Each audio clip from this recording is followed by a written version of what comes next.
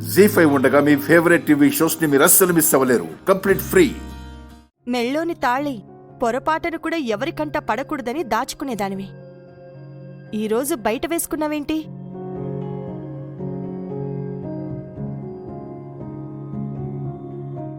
ఈరోజు నా తాళి బయటపడిందక్కా. బోనాలలో నీ చెల్లెలి తాళి బయటపడాలి, పెళ్లి విషయం బయటపడాలి అని అనుకున్నావు కదక్కా. నీ ప్రయత్నం నువ్వు చేశావు. గుడి దగ్గర నేను నిన్ను అడ్డుపడ్డాను. కాని అదే గుడిలో నా గుండెల్లో దాచుకున్న తాళి బయటపడింది. పెళ్ళైన అమ్మాయికి నువ్వు మళ్ళీ ఎలా పెళ్లి చేస్తావు?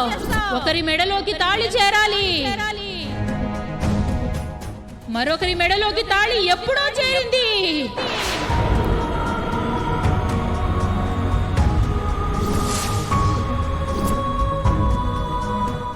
తాళి కట్టినవాడు ఎవరు అని అందరూ నానా మాటలు అన్నారు. దాంతో బావ గురించి చెప్పాల్సొచ్చింది. నా మెడలో ఈ తాళి కట్టింది శ్రీకర్ బావ. అబద్ధం. నువ్వు చెప్తుందంతా అబద్ధం. నేను నీకు తాళి కట్టలేదు, మనం పెళ్లి చేసుకోలేదు. నీ మోసాన్ని నేను భరించలేను, నీ నమ్మక ద్రోహాన్ని సహించలేను. బయటికి పో, బయటికి పో.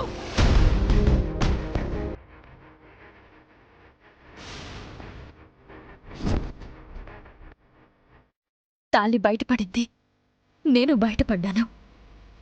గతాన్ని మర్చిపోయిన నా భర్త అందరితో కలిసి నన్ను నానా మాటలు అన్నాడు. తాళి బయటపడిన రోజున నాకు న్యాయం జరుగుతుందనుకున్నాను కానీ ఇలా అన్యాయం జరుగుతుందని అనుకోలేదు. శ్రీకర్ నిహారికల పెళ్లికి ఇంకా 3 రోజులే ఉంది. 3 ముళ్ళు వేయించుకున్న నువ్వు 3 రోజుల ముందు ఆయన నుంచి ఇంటికొచ్చావు. ఇప్పుడు నీ పరిస్థితి ఏంటి? తాళి బయటపడిన రోజున కోడలుగా నీకు అద్భుతమైన గుర్తింపు దొరుకుతుందని ఎన్నో ఊహించుకున్నావు. చివరికి నీకు పట్టిన గతి ఇదా? అసలు ఎంత దారుణం ఇది! నీకు న్యాయం జరగాలంటే నేను ఏడుస్తూ కూర్చోకూడదు. నాతో పట్రా. ఎక్కడికక్కా? పోలీస్ స్టేషన్కి. పోలీస్ స్టేషన్కా? ఎందుకక్కా? ఆ కుటుంబం మొత్తాన్ని కటకటాల వెనక్కి పంపించడానికి.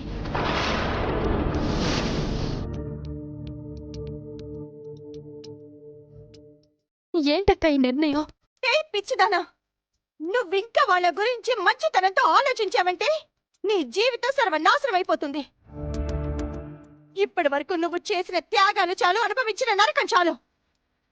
నిన్ను రోడ్డున పడేసిన వాళ్ళని నేను రోడ్డు కీడ్చకుండా వదలను. వెళ్దాంరా.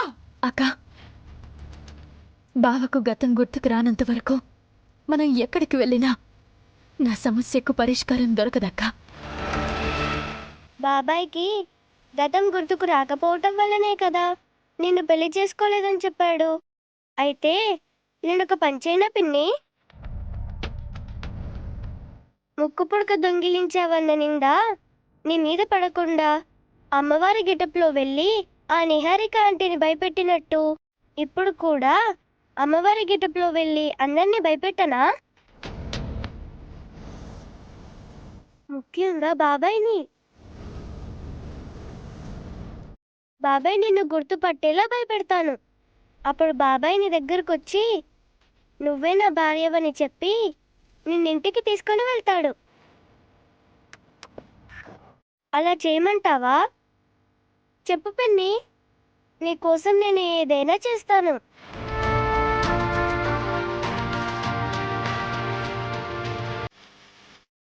నువ్వు అమ్మవారి రూపంలో వెళ్ళడం కాదమ్మా, నిజంగా అమ్మవారే వచ్చి సాక్ష్యం చెప్పినా ఆ ఇంట్లో ఎవరూ నమ్మే పరిస్థితుల్లో లేరు.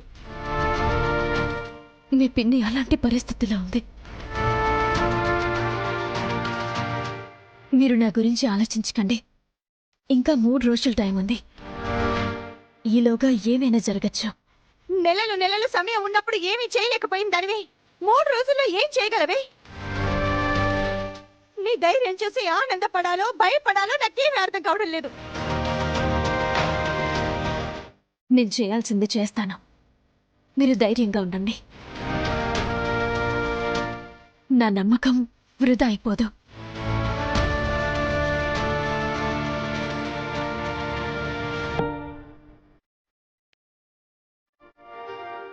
ఆల్ ఫ్యామిలీ మెంబర్స్ అందరూ ఒకసారి బయటికి రండి.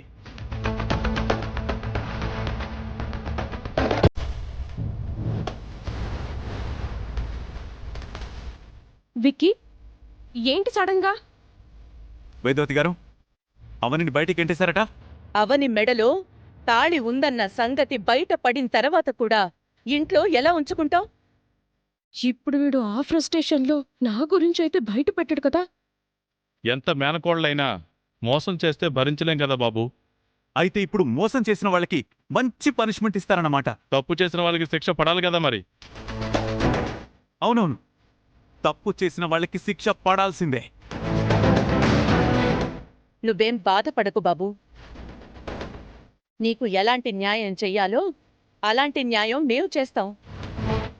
మీరు నాకు న్యాయం చేయడం సంగతి అటుంచండి. ఈలోపు నేను మీకు సరదాగా ఒక సినిమా చూపిస్తాను. అది చూసి తరించండి. సినిమానా? అవును పెద్దిరాజు గారు, కథలో మంచి మంచి ట్విస్ట్లుంటాయి. ఇంతకీ సినిమా పేరేంటి? సినిమా పేరు నిహారిక నీ వేషాలు చాలిక.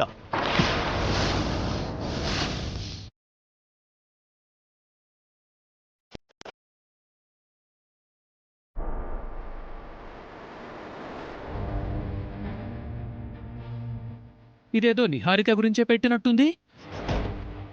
Yes, Vikas entertainments production number 1 Niharika నీ వేషాలు చాలిక. క్యాప్షన్ వచ్చి దొరికిపోయావుగా. ఏమైంది బ్రో? ఎందుకు విచిత్రంగా మాట్లాడుతున్నావు? విక్కీ, మనం తర్వాత మాట్లాడుకుందాం.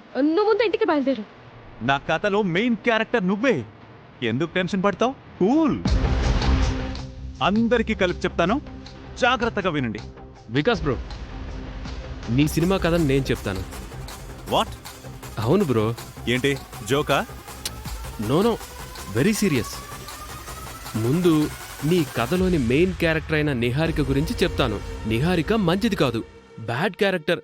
నిహారిక పబ్బులకి వెళ్ళేది, డిస్కోటెక్కులకు తిరిగేది, అవునా? నిహారికకి ఎప్పుడూ ఫ్రెండ్స్తో బలాదూరు తప్ప మరో పనుండేది కాదు. ఎప్పుడూ చీరల్లో కాకుండా పొట్టి పొట్టి బట్టలు వేసుకునేది. నిహారికకు సంప్రదాయాలు, ఆచారాలు, పద్ధతులు ఏవి తెలియవు. చాలా మంది అబ్బాయిల్ని వెంట తిప్పుకొని చివరికి వాళ్ళని పిచ్చి వాళ్ళని చేసి వదిలేసేది.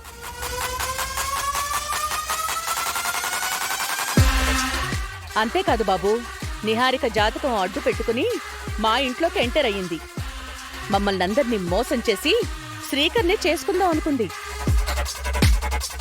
జీ5 యాప్ డౌన్లోడ్ చేసి అన్ని ఎపిసోడ్స్ పూర్తి ఉచితంగా చూడండి.